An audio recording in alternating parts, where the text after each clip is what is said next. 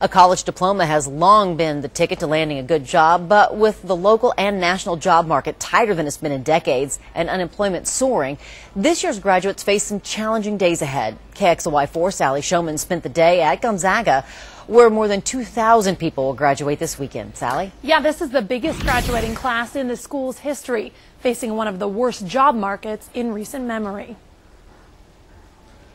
It's intense out there. It really is. Today, Ashley Gross is studying for her last final in college. It's been a long week. Next week, she faces her first big test in the real world.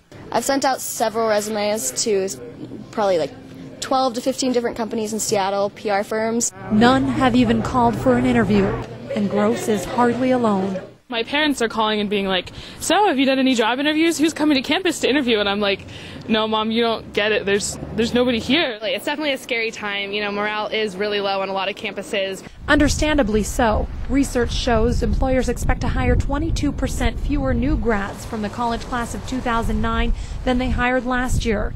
This at a time when unemployment is soaring at 10.6% in Spokane, almost double what it was this time last year. This year, we have a lot more students that are concerned and almost in a state of panic. Jennifer Klein works for the Career Center. She's busy this week compiling data from surveys about what graduates plan to do next.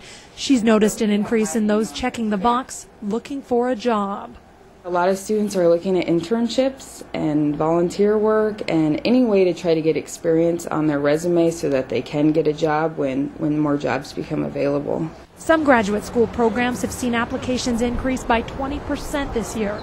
Anything to give students another tool in their belts. You're competing against everyone that's been laid off, as well as all of the graduates coming out of school right now. With graduation day only 5 days away and the rest of her life undecided, Gross says she plans to remain optimistic. It's a little nerve-wracking, but at the same time I know that I will succeed. I'll find a job. Now, a few tips from job placement experts. Take any job for now. Don't take the summer off. That shows your eagerness to work. Also, pack your resume with experience, paid or unpaid. Volunteer work shows the candidate's range. Finally, connect with alumni in your field of choice. Networking is always key. In the newsroom, Sally Showman, KXLY4 HD News. Sally, thanks. And those going to college next year are struggling too, especially with a tuition increase plan for universities in Washington. Coming up in this week's Inlander, read how our local colleges are trying to meet the rising need for financial aid. The Inlander is on newsstands Thursday.